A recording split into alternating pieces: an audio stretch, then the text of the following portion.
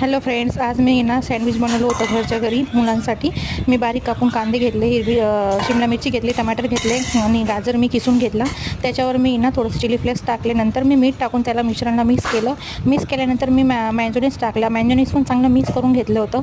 नंतर मी एका साईडला 2 ब्रेड घेतले, एका साईडला मी ना पीनट बटर लावलं. पीनट बटर ऑप्शनल आहे. जर तुम्हाला हिरवी चटणी लावायची तर चटणी पण लावू शकतात, पण पीनट बटरमध्ये फायबर खूप असतं म्हणून मी पोरांसाठी ते लावलं होतं. शेवटी मग नंतर मी ना एका ब्रेडवर मी टमॅटो सॉस लावला. नंतर मी जे टमॅटो सॉस ज्याच्यावर लावलं तर त्याच्यावर मी ना चीज स्लाइड्स ठेवले होते आणि जे मिश्रण मी मिक्स केलं होतं ते मिश्रण मी पीनट बटरच्या साईडला ठेवलं होतं. तव्यावर मी बटर लावून व्यवस्थित एका साईडने चांगलं शेकून घेतलं. नंतर मी दुसऱ्या साईडने पण चांगलं शेकून घेतलं आणि पोरांना खायला दिलं. तुम्हाला माझा व्हिडिओ कसा वाटला असेल लाईक करा, कमेंट करा आणि सबस्क्राईब करा माझ्या चॅनलला. मला पण पुढे जायला थोडी हेल्प करा.